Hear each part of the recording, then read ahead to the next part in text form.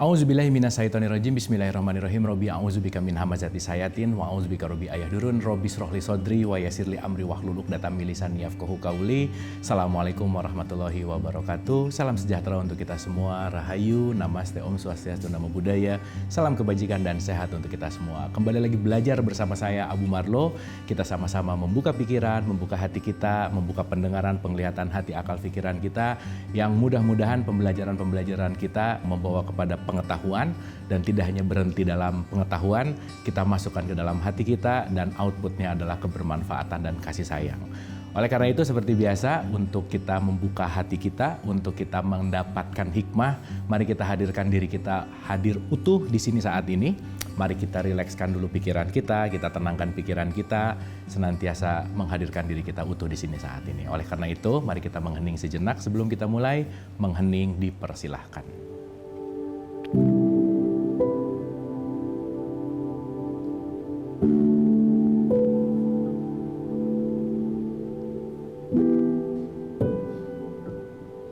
Selesai, terima kasih. Mudah-mudahan kita sudah hadir utuh di sini saat ini dan siap untuk sama-sama belajar. Selalu di awal diingatkan bahwa saya bicara bukan mau ceramah, bukan mau mentausiahi, bukan berarti lebih benar, bukan berarti juga mau mengajari begitu, tetapi mari spirit kita adalah sama-sama murid, kita sama-sama belajar, sama-sama mengupgrade, yang mudah-mudahan pendapat-pendapat nanti yang akan disampaikan, yang mudah-mudahan ilmu-ilmu nanti yang akan disampaikan itu bermanfaat untuk kita. Sekali lagi, bukan hanya untuk tahu, tetapi untuk disadari senantiasa akhlak dan perilaku kita semakin lebih baik. Dan ini adalah sarana untuk bagaimana kita sama-sama meniti ke dalam diri. Sudah banyak topik yang sudah kita bicarakan. Kita sudah memulai dari kenapa kita hadir ke sini. Ya, masih ingat dengan innalillahi wa inna ilaihi rojiun. Ini fundamental sekali. Sadarilah kita ini hanyalah tamu datang ke sini mau belajar. Kita dalam school of life, sekolah kehidupan, di mana sekolah kehidupan ini berarti setiap jam adalah jam pelajaran, setiap tempat adalah tempat belajar, dan siapapun yang hadir ke kita pasti mau membawa pesan. Jadi mudah-mudahan per saat ini sudah mulai tidak melihat siapa yang datang, tetapi lebih kepada melihat pesan apa sih yang mau disampaikan. Dan pasti semua pembawa-pembawa pesan dalam tanda petik itu semua mau membawa kita untuk lebih mengenal diri. Sehingga ketika kita mulai membaca pesannya, kita akan mulai lebih mengenal diri. Semakin mengenal diri, jangan lupa man arafah nafsah faqad arafah robbah. Siapa mengenal dirinya pasti mengenal Tuhannya, pasti mengenal Allah. Mudah-mudahan program ini, acara ini menjadi jembatan kita untuk mengenal diri. Tentu saja untuk mengenal Allah yang satu langkah selalu mendekat kepada Dia. Karena kenapa? Ilaihi rojiun. Kita ini hanya mau pulang. Kita ini hanya sedang berjalan pulang. Mari kita bergandengan tangan bersama-sama untuk pulang ke tempat asal kita bersama-sama, dengan bagaimana kita selalu bermanfaat bagi siapapun. Di episode kali ini kita akan lebih dalam lagi, kita akan lebih masuk lagi, karena kita akan lebih mengenal konteksnya adalah musuh manusia gitu.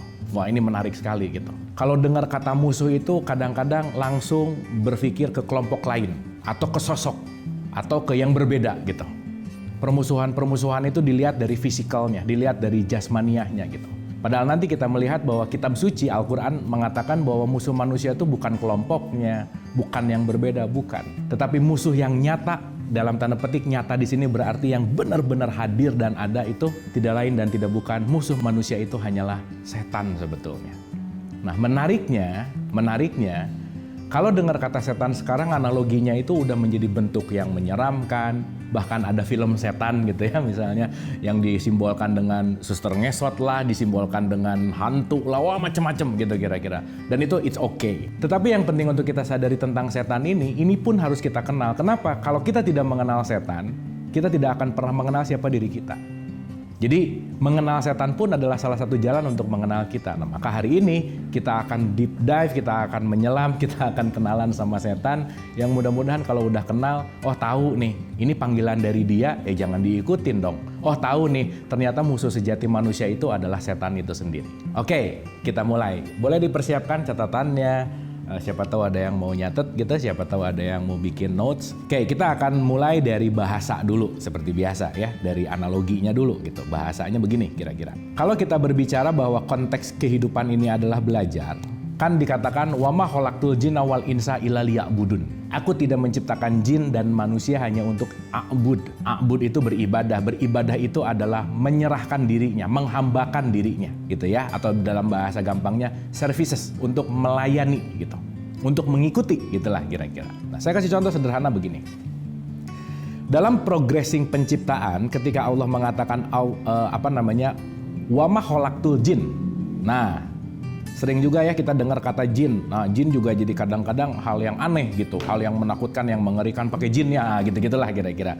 Ya it's okay lah, pemahaman umum seperti itu di 2+2. Tetapi kalau kita masuk ke dalam kesadaran log 10.000, jin itu artinya dari kata jana. Jana itu artinya adalah yang tersembunyi. Nanti bisa dianalogikan, jin itu juga adalah energi atau kekuatan atau power gitu kira-kira. Maka manusia ini ada power. Dan konteksnya, jin itu adalah powernya, manusia itu adalah wadahnya, gitulah kira-kira. Oke ya, ini kita kupas sederhana dulu di awal ini, karena nanti akan ada penjelasan lebih detail gitu. Nah, tapi yang ingin disampaikan adalah ini untuk memudahkan kita. Di surat 51 ayat 49 juga selalu dikatakan bahwa aku menciptakan segala sesuatu berpasangan gitu. Ada balancingnya gitu intinya. Maka kita akan bagi dua dulu nih. Dalam konteks yang namanya energi, memang didesain sama Allah itu sendiri, ada 2 poin penting di sini. Ada energi, keinginan, atau will, atau power yang selalu mengikuti. Yang selalu mengikuti itu disebut malak. Malak itu artinya tunduk patuh. Dan ada yang selalu dalam tanda petik nggak mau ngikutin, berputus asa. Namanya jadi ablasa gitu kira-kira. Jadi ada 2 poin penting nih dari jin ini nanti jadi 2 gitu. Ya, kita tidak berbicara jin-jin yang dikatakan di publik, di umum gitu, enggak ya. Tapi jin di sini kita berbicara masalah energi. Nanti kita akan paham. Nah, artinya kenapa jadi ada malaikat dan jadi ada iblis gitu kira-kira. Di mana malaikat yang tunduk patuh, di mana iblis yang membangkang. Memang didesain seperti itu. Maka ablasa dan malakut ini adalah 2 aspek yang diciptakan oleh Allah, di mana ini akan menjadi pendamping kita sebagai manusia untuk menjalankan peran kita di muka bumi ini gitu. Gitu ya. Nah, karena topik kita akan masuk kepada yang ablasa, iblis atau setan. Setan itu juga artinya adalah menjauhkan segala sesuatu yang menjauhkan kita dari jalan Allah. Itu namanya adalah sayatin. Ya, jadi sekali lagi berbicara masalah sayatin atau syaitan itu adalah kemauan, keinginan, di mana keinginan itu yang menarik jauh dari keinginan-keinginan Allah gitu kira-kira. Secara mudah kalau kita analogikan ini sama dengan yang namanya ego gitu kira-kira. Maka biasanya datangnya dari pikiran yang selalu membisikkan ke kita. Makanya yuwas wisufi sudur, nggak jauh nih. Kenapa kalimatnya membisikkan, nggak meneriaki gitu? Berarti kan jaraknya nggak jauh. Maka setan tuh dekat banget sama kita sebetulnya. Dan nanti kita akan mengerti datangnya dari mana. Dan nanti kita akan mengerti ini suara setan atau suara Allah gitu kira-kira. Karena nanti kita akan menyadari bahwa di dalam diri kita, jangan lupa, Allah beserta kita di mana saja kita berada, karena percikan cahayanya adalah ruh di dalam diri kita. Di mana itu nanti berteriak juga. Tetapi teriakan itu kadang-kadang tertutup oleh pikiran-pikiran, oleh ego-ego. Itulah nanti yang disebut dengan yang namanya setan. Maka di Al-Baqarah 168 dikatakan setan itu adalah musuh yang nyata. Jadi kalau kita berbicara, maaf banget, ini musuh Islam gitu. Ini musuh kita gitu. Musuh itu bukan kelompoknya. Musuh itu bukan person, bukan subjek, bukan. Tapi justru yang menjadi musuh sejati adalah sifat-sifat setan yang ada di dalam diri kita. Maka ketika para sahabat pulang perang Badar bertanya, ya Rasul, kita berikutnya mau perang apa nih yang besar? Dan Nabi Muhammad selalu mengatakan bahwa kita baru selesai dari perang kecil. Perang Badar yang segitu luar biasa disebut perang kecil karena kenapa? Perang yang sejati itu adalah perang melawan hawa nafsu. Perang terhadap diri sendiri gitu. Diri sendiri di sini dalam konteks adalah ego. Di mana ego itulah nanti yang akan kita pahami sebagai yang namanya setan itu sendiri gitu. Pembelajaran masih akan kita lanjutkan, tetaplah bersama saya. Masih bersama saya Abu Marlo, mari kita lanjutkan pembelajaran. So, di tahapan pertama, berbicara masalah setan, kita lepasin dulu nih dari gambar yang menyeramkan, dari film yang menyeramkan, kita lepasin dulu. Tetapi setan adalah satu sifat yang mengajak kita untuk jauh dari keinginan-keinginan Allah. Itu poin pentingnya.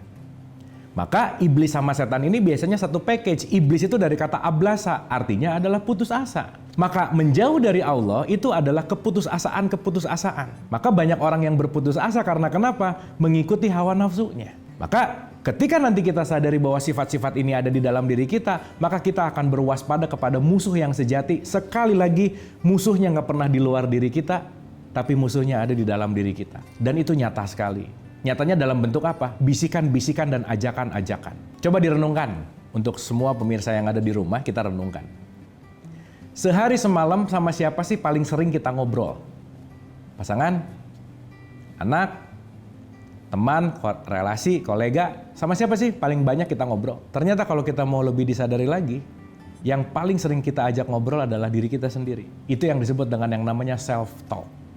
Kualitas diri kita akan tergantung dengan kita tiap hari ngajak ngobrol diri kita sendiri itu hal yang baik atau hal yang buruk. Itu poin pentingnya. Jadi kalau kita banyak di-input dengan obrolan-obrolan terhadap self-talk kita, pembicaraan kita yang negatif, kita akan cenderung punya negatif energi, udah pasti gitu.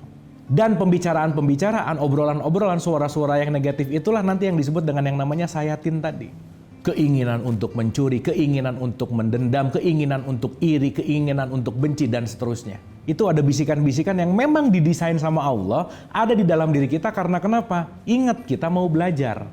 Kalau mau belajar, perlu pembelajar, perlu yang mengajarkan. Oke ya, di tahapan ini berarti kita udah lepasin dulu tuh dari imajinasi-imajinasi setan itu tentang filmnya yang mengerikan lah, gambar yang mengerikan lah, sosok yang mengerikan, kita lewat dulu. Karena kenapa? Sekali lagi, setan adalah sifat. Sifat yang akan mengajak kita untuk jauh dari keinginan-keinginan Allah. Itu poin pentingnya. Nah, sekarang kita mulai menyelami nih. Di mana ini datang dari drama kosmis awal ketika kita mau diciptakan sama Allah. Di Quran, di surat 38 ayat 71 sampai 82, itu ceritanya detail sekali. Di mana dikatakan, ketika Allah berfirman kepada para malaikat, aku mau menciptakan manusia dari tanah. Dan nanti kalau udah ada, wahai malaikat, kamu nanti tunduk patuh ya, sujud ya sama mereka, bantu mereka. Tiba di ayat berikutnya dikatakan, datanglah, ada satu yang tidak mau sujud, namanya adalah iblis itu sendiri. Di mana konteks yang namanya iblis, sekali lagi, itu adalah padu padan kita sebagai manusia. Setiap manusia pasti punya setan atau iblisnya. Untuk apa? Untuk menjadi guru kita, apakah kita mau tetap di jalan Allah atau mau mengikuti mereka, gitu kira-kira. Jadi mohon maaf nih, tugas mereka itu hanya mengajak, garis bawah tanda seru, saya ulang. Tugas mereka itu hanya mengajak karena itu perintahnya Allah. Mengajak siapapun manusia untuk keluar dari jalur Allah.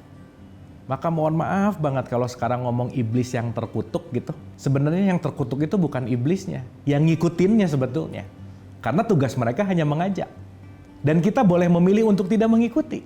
Nah, sekarang kita kenali masing-masing dari karakteristiknya. Di surat 38, 71, 72, 73 itu dan sampai 82 itu detail gitu ya. Nanti boleh dibaca part by partnya. Tetapi saya akan mengambil sari-sarinya aja supaya lebih efektif dan efisien. Nomor satu nih ya. Jadi kalau ini udah mulai kelihatan ciri-ciri ini, sadarilah bahwa di situ setan hadir. Jadi nanti abis ini akan sadar banget kalau mau ketemu setan tuh nggak usah jauh-jauh kemana-mana. Tinggal bercermin udah ketemu aja. Karena kenapa? Itu nggak akan ada di luar diri kita. Pasti sifat-sifat itu ada di dalam diri kita. Dan kita penting untuk menyadari sifat-sifat itu. Jangan sampai sifat-sifat itu menjadi dominan di dalam diri kita. Itu poin pentingnya. Oke, yang pertama dikatakan begini. Komplainlah iblis kepada Allah bahwa iblis tidak mau tunduk kepada Adam. Kan gitu ceritanya. Kenapa? Karena iblis punya sifat yang namanya sombong. Itu nomor satu. Dah selesai. Jadi sorry to say, mau jadi setan dalam tanda petik, nggak usah jauh kemana-mana. Jadilah orang sombong, di situ sifat setan yang akan hadir di dalam diri kita. Maka dalam tanda petik orang yang sombong adalah orang yang dikuasai oleh setan. Orang yang dikuasai oleh hawa nafsu, oleh ego. Di mana sombong artinya apa? Merendahkan yang di luar dirinya, merasa saya lebih baik. Jadi kalau udah mulai mau nunjuk-nunjuk keluar nih, agak disadari, mau ngejudge aja, oh ya saya udah mau mulai jadi setan nih, gitu kira-kira. Supaya apa? Begitu saya sadar bahwa sifat setan itu muncul, maka kenapa sih ada ta'udz? A'udzubillahi minasyaitonirrajim. Itu kan bukan hanya serta-merta diucap auzubillahi bukan. Tapi memohon perlindungan kepada Allah dari godaannya. Karena kenapa? Begitu saya mulai mau nunjuk menyalahkan orang lain, auzubillahi minasyaitonirrajim. Hati-hati nih. Yang merasa kamu lebih baik dari dia adalah sifat setan yang ada di dalam diri kita. Jangan sampai dia yang jadi dominan. Bahayanya, dia hadir tanpa sebuah kesadaran, dia dominan tanpa sebuah kesadaran, dan dia menguasai diri kita tanpa sebuah kesadaran. Akhirnya mulai nunjuk, mulai menyalahkan, menyesatkan, mengkafirkan, bahkan mungkin bisa menyakiti secara fisik karena nggak sadar. Tanpa sebuah kesadaran, setan yang menguasai diri kita. Nanti begitu ketemu atau begitu ketangkep dalam tanda petik nyalahin, saya digoda setan. Nggak bisa, setan memang tugasnya menggoda. Kamu mau tergoda atau tidak? Tergantung kesadaran dirimu, gitu kira-kira. Maka kenapa dalam tradisi Islam kita dikasih untuk menyadari dan merenungkan kesadaran ini dalam sholat 5 waktu, gitu kira-kira. Ya tapi menariknya kalau itu hanya dilakukan sebagai ritual, ya nggak ngaruh juga, udah pasti gitu. Gitu ya. Jadi nomor satu, waspadalah terhadap kesombongan. Karena sifat dasar alamiah dari setan adalah sombong. Sekali lagi, sombong berarti merendahkan di luar diri kita, menyalahkan di luar diri kita. Pokoknya sesuatu hal yang saya merasa lebih baik dari siapapun. Udah pasti itu sedang dalam tanda petik dikuasai oleh setan. Sekali lagi, itu adalah sifat. Pembelajaran masih akan kita lanjutkan, tetaplah bersama saya. Masih bersama saya Bu Marlo, mari kita lanjutkan pembelajaran. Maka pintunya setan itu bisa masuk melalui pendengaran kita, penglihatan kita, pikiran kita. Hati-hati itu. Informasi yang masuk itu bisa dalam tanda petik bisa membangkitkan karakteristik setan itu sendiri. Maka jangan lupa, we are what we eat. Kita ini apa yang kita makan. Dan bukan masalah makanan fisik, bukan. Informasi itu makanan kita. Pikiran kita itu tergantung dari informasi apa yang masuk ke kita. Kalau kita terbiasa dengan informasi-informasi yang penuh dengan kekerasan, penuh dengan judgment, penuh dengan kebencian, otomatis kita akan terpengaruh dengan informasi itu. Maka penting banget untuk selektif dalam memilih informasi di derasnya overload information yang sekarang ada di semua sosial media. Itu penting banget. Dan waspadalah itu akan dalam tanda petik memencet tombol setan di dalam diri kita yang akan membuat jadi aktif. Yang akhirnya apa? Menyalahkan orang. Akhirnya apa? Merasa lebih baik. Akhirnya apa? Menjudge orang dan seterusnya gitu kira-kira. Jadi ketika sombong itu hadir, sadarilah musuhnya udah mulai keluar tuh. Disitulah kita berta'awudz, a'udzubillahi minasyaitonirrajim. Sadarilah kalau saya sedang merasa lebih baik dari orang lain, berarti setannya lagi aktif. Berarti iblisnya lagi aktif. Maka kenapa sih Nabi Muhammad mengatakan gak akan pernah masuk surga siapapun kalau masih membawa setitik kesombongan. Karena kesombongan itu yang akan membuat kita benar-benar dikuasai oleh setan itu sendiri. Ya, mudah-mudahan kita belajar untuk jangan jadi orang sombong. Sekali lagi, kita tuh nggak tahu apa-apa, nggak bisa apa-apa. Sebanyak-banyak yang kita tahu, lebih banyak yang kita nggak tahu. Sebanyak-banyak yang kita bisa, lebih banyak yang kita nggak bisa. Maka agak nggak pantas kalau kita ngerasa lebih dari yang siapapun itu. Apalagi yang dinilainya cuma casingnya. Saya lebih tinggi jabatannya bisa dengan mudah merendahkan jabatan yang di bawah saya. Oh itu setan banget gitu kira-kira. Jelas ya? Dan saya rasa kita banyak menjumpai setan-setan yang benar-benar kelihatan. Jangan lupa, surat 6:112 dikatakan setan itu wujudnya manusia, salah satunya. Yang orang teraktivasi setannya ya itu adalah wujud. Wujud dari apa? Sifat setan itu sendiri gitu. Tapi ya balik lagi ya, paling gampang mau nyari setan tinggal cari cermin, ngaca aja. Nah di situ tuh banyak tuh sifat-sifat yang penting untuk kita telaahi, supaya sifat setannya nggak muncul gitu. Itu nomor satu. Yang kedua, ini bawaannya lagi nih. Di 17 ayat 53 di Al-Quran dikatakan, sifat setan itu adalah sifat di mana dia bawaannya mau melakukan yang namanya selisih. Bawaannya tuh ribut mulu. Bawaannya tuh yang dilihatnya nyari-nyari kesalahan orang terus, gitu kira-kira. Jadi kalau ngelihat orang tuh yang dicari salahnya dulu gitu. Yang dicari nggak bagusnya dulu gitu. Yang dicari jeleknya dulu gitu. Nah udah selesai itu. Itu salah satu sifat setan yang perlu juga kita waspadai. Dan ini kadang-kadang terjadi tanpa disadari. Itu bahayanya. Anyway, ini penting untuk kita sadari. Bahan baku kita ini adalah percikan ruhnya Allah. Yaitu adalah kasih sayang. Jadi fitrahnya kita sebagai manusia, bahan baku kita ini adalah kasih sayang. Jadi mohon maaf nih, kebencian itu diajarkan loh. Iri dengki itu dibiasakan. Jadi kita membenci, kita menjudge, itu tuh bukan fitrah kita sama sekali, bukan. Itu diajarkan oleh lingkungan. Maka kita ini tergantung nature dan nurture-nya. Lingkungan di mana kita besar, itu juga akan memengaruhi sifat karakteristik kita, gitu intinya. Nah kan setan memang didesain sama Tuhan untuk menggoda kita sebagai manusia, tetap mau milih Allah atau enggak sih? Karena kalau nggak ada setan, kita nggak akan tertantang dalam tanda petik. Ingat waktu kita bahas ujian, ketika mau naik kelas harus diuji dulu. Nah para penguji dalam tanda petik ini salah satunya bisa setan. Dan setan didesain untuk menguji kita apakah kita tetap memilih Allah. Saya kasih contoh sederhana aja. Gitu ya, misalkan. Indikator parameter datangnya setan datang dari mana? Di surat 22 ayat 52 itu datang dari yang namanya keinginan. Nah hati-hati nih. Di dalam keinginan pasti ada setan. Jadi kalau banyak keinginan, banyak setan ya udah gitu aja. Makanya kalau hidup banyak keinginan tuh repot banget. Bukan berarti bukan nggak boleh punya keinginan, bukan. Bedakan antara keinginan dan kebutuhan. Kadang butuhnya 1, pengennya 5. Jadi kalau orang tidak berdamai dengan keinginannya, dia susah mencapai rasa syukur.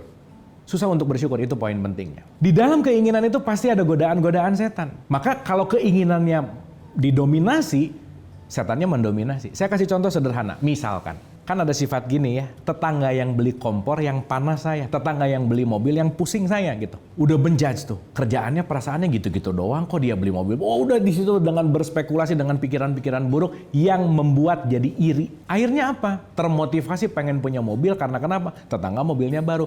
Padahal kapasitasnya belum bisa beli mobil. Akhirnya apa? Ada keinginan begitu ada kesempatan di kerjaannya untuk bisa korupsi dalam tanda petik.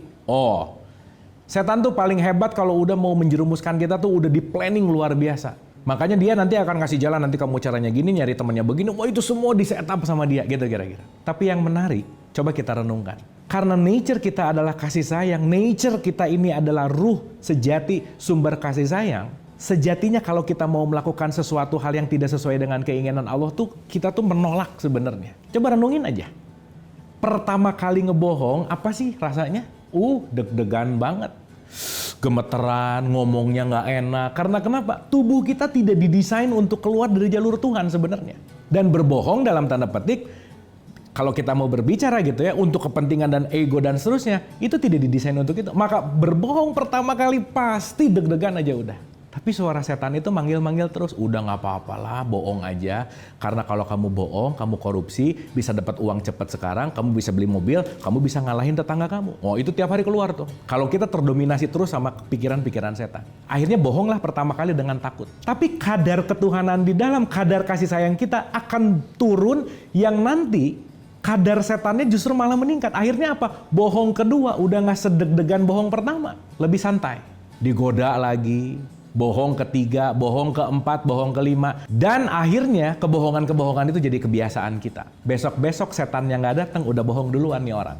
Akhirnya dia nggak usah ngegoda lagi. Dia akan menggoda dengan cara yang lain. Akhirnya jadi apa? Jadi habits, jadi kebiasaan. Dan kebiasaan itu nanti yang akan dalam tanda petik membuat kita sulit untuk kembali ke jalannya Allah gitu kira-kira. Maka nanti setan nggak bisa disalahin. Kenapa? Karena yang membiasakan untuk bohong tuh kamu. Saya cuma ngajak. Maka nanti akan kembali kepada kebiasaan-kebiasaan kita. Maka untuk melepaskan godaan-godaan setan itu perlu repeatual action. Salah satunya adalah sholat 5 waktu. Makanya perlu diulang-ulang.